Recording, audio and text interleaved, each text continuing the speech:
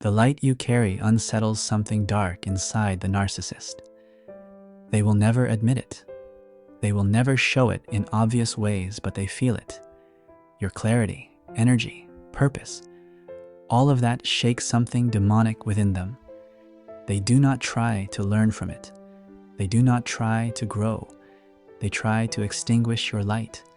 But no matter what they do, they fail. And when they fail, they attack in the slimiest, most petty, and spiritually disgusting ways. Their spirit cannot stand the thought of you becoming who you are meant to be. So it uses the narcissist as its puppet to stop you. But what they do not know is that you've already seen through them. And in this episode, I will show you exactly what they do when their spirit is terrified of yours. Hi, I am Samir, a narcissistic abuse recovery professional. Welcome to my channel. The topic for this episode is proof. A narcissist's demonic spirit is terrified of you. Proof 1. Mocking your spirituality. They mock and put down your spirituality. When a narcissist mocks your spirituality, what they're really doing is attacking the connection that threatens to set you free. They know, consciously or not, that your spiritual awakening makes you harder to manipulate.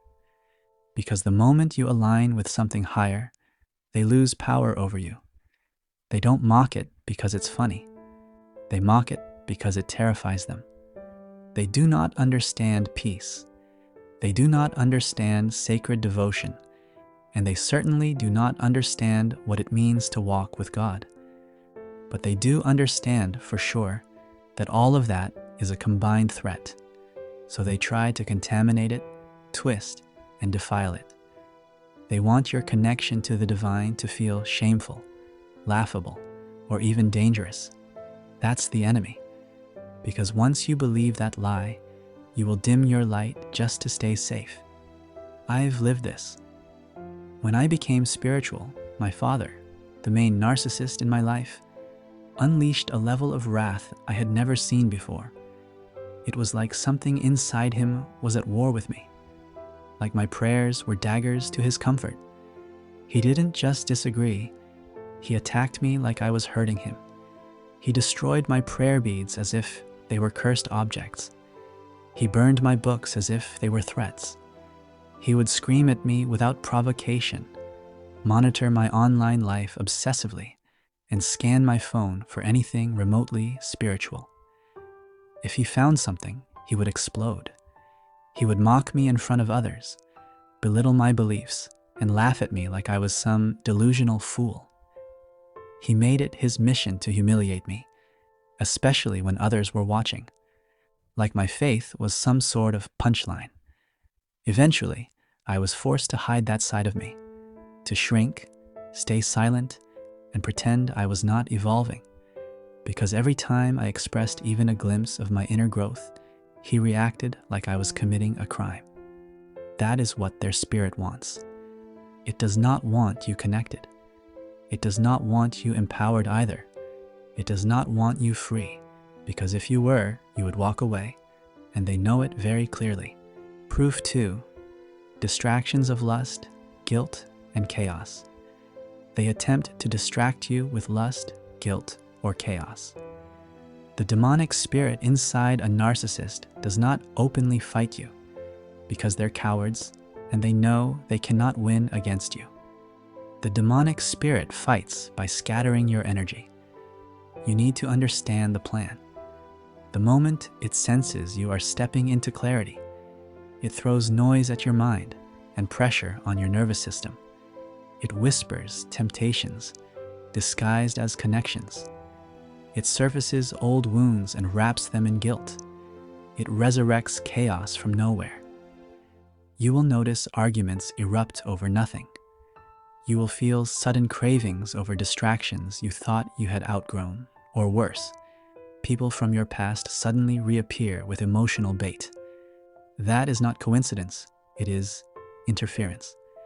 That spirit is terrified of your focus, because your focus is sacred.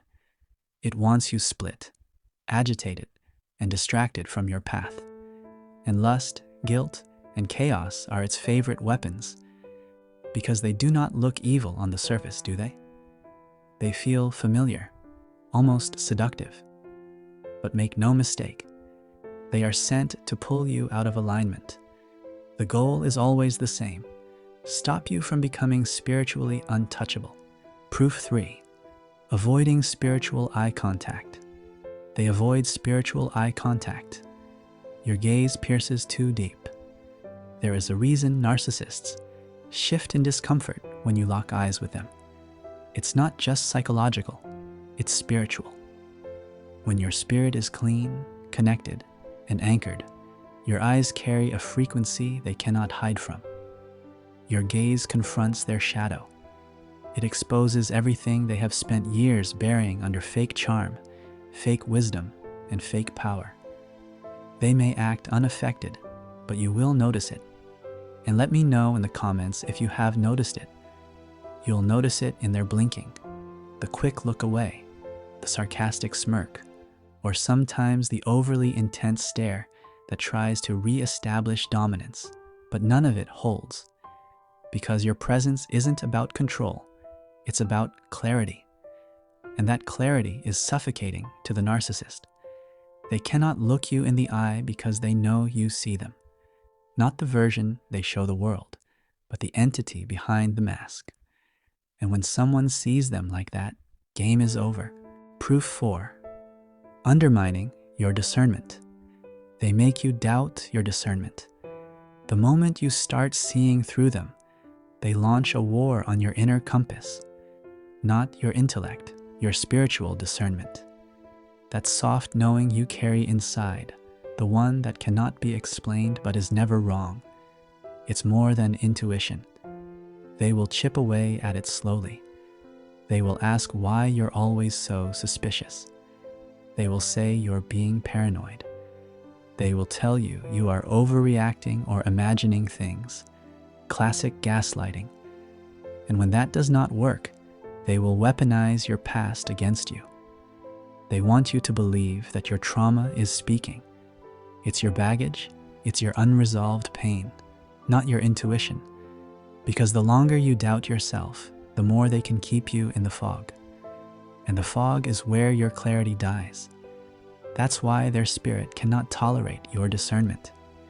It knows the second you trust it, their influence over you breaks. And so they do everything in their power to dismantle it, subtly, consistently, and spiritually. Proof 5. Psychic attacks. They launch massive psychic attacks against you. Very important. And this is not a metaphor, it's real. Narcissists and the spirits that operate through them know how to attack you beyond the physical realm. You will feel it after a conversation. You will feel it after a text. You will feel it after standing next to them in a room where nothing was said, but everything was felt. They send their energy into your space like poison. Suddenly, you are dizzy. You're anxious. Your heart races without cause. Your thoughts spiral. You can't pray. You can't sleep. You feel heavy and foggy, like something is sitting on your chest. That is a psychic attack. It does not come from anger. It comes from fear. You know their spirit sees your light rising and lashes out with energetic hooks. They want you to feel washed, drained, confused, and afraid to shine again. It's why you must protect your energetic field, not just emotionally, but spiritually. Because once you start healing and walking in truth, the attacks escalate. But so does your power to repel them. Proof 6. Projection of demonic traits. They project their demonic traits onto you. This is one of the cruelest tactics they use. When the demonic traits begin to show, rage, jealousy, manipulation, they flip the script. Suddenly, you're the jealous one. You're the manipulator. You're the perpetrator. You're the abuser. You're the problem. You're the narcissist. They take that darkness and smear it onto your name. It is a spiritual reflex, because once your light starts exposing their darkness, they must shift the narrative somehow. If they can convince others, or even you in that case, that you are the corrupted one, they regain control, and control is everything to them. My father used to do this constantly. He would accuse me of arrogance all the time. When I was silent, he would say I thought I was better than everyone else, when all I wanted was peace. Every time I tried to rise spiritually, he painted me as fake, dangerous, or mentally unstable. It was projection, nothing more. But it worked for a while. I must tell you, I internalized the guilt. I questioned myself. I wondered if I was truly the one causing harm. That is what they want, to make you carry the weight of their darkness. Because the more you carry, the less you shine. Proof 7. Fake spirituality. They start spiritual name-dropping to fake superiority. Once they realize you are spiritually grounded, they try to match you. But not through genuine connection, do they? They do it through mimicry. They start quoting scriptures. They casually mention spiritual gurus or teachers. They use religious language, talk about energy, or call themselves healers or super empaths. But you can feel the dissonance and difference. Their words do not match their energy. Their spirit does not carry what their mouth is trying to claim. And deep down, they know that you know. This is their attempt to neutralize your spiritual authority by pretending they've got the same thing, but they don't. They wear spirituality like a costume, hoping it will give them the same access you have earned through inner work and truth. But spiritual power cannot be faked, can it? And when someone who is possessed by ego and darkness tries to play divine, it collapses on itself. That's why they will get louder. It is desperation disguised as enlightenment. Because they do not want your connection, they want your power. And when they realize they cannot take it, they turn against it. Conclusion. All in all, the narcissist will never say it out loud, but their spirit knows exactly who you are. It senses the power you carry, the light you walk in, and the truth you stand on. That's why the attacks get worse when you start healing. That's why they mock your spirituality, distort your words, and try to turn others against you. It's not about you personally, so you must not take it personally. It's about what your presence activates in them. You remind their spirit of everything it can never become. And instead of humbling themselves, they try to destroy what they cannot control. But what they do not realize is that every attack only confirms how terrified they are of the light you were born to live in. So, my dear survivor, embrace it. I will see you in the next episode. Until then, always let the healing begin.